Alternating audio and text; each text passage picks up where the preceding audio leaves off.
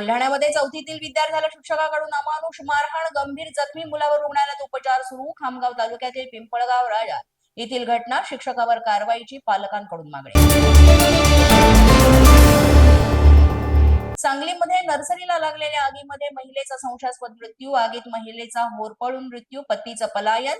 घातपाताचा संशय बळावलाय, त्यामुळे पोलीस तपास सुरू. शिवरा गोळीबार प्रकरणामध्ये अभिनेता कमाल रशीद खानला अटक. परिसरातील एका निवासी इमारतीवर केला होता गोळीबार. चौकशी दरम्यान KRKनं दिली गुन्ह्याची कबुली. हिमाचल प्रदेशात जोरदार बर्फवृष्टी. मनालीच्या डोंगराळ रस्त्यांवर बर्फाची जाड चादर. वातावरण आल्हाददायक, मात्र वाहतुकीस मोठ्या प्रमाणात खोळंबा.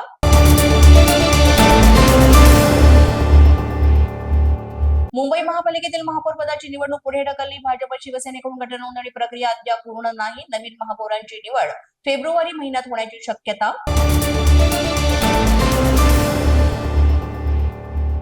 किशोरी पेडणेकरांना गटनेता बनवल्यानं ठाकरेंच्या शिवसेनेमध्ये नाराजी असल्याची माहिती. सर्व पद वरळी विधानसभेतच का?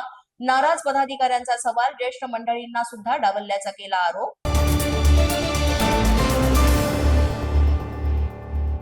मतमोजणी केंद्रावर गोंधळ घालणं. रुपाली ठोंबरे यांना चांगलंच भोवलं. पुण्यात रुपाली ठोंबरेंवर गुन्हा दाखल. सरकारी कामात अडथळा आणल्याप्रकरणी विश्रामबाग पोलीस ठाण्यामध्ये गुन्हा.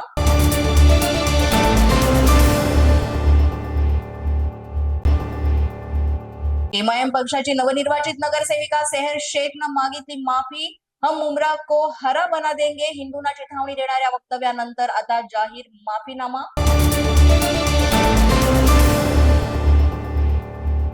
बिहार भवन थांबवण्याची कुणाची ताकद नाही. राज ठाकरे महाराष्ट्राचे राजा आहेत का? तिथं कुणाचीही जबरदस्ती चालणार नाही.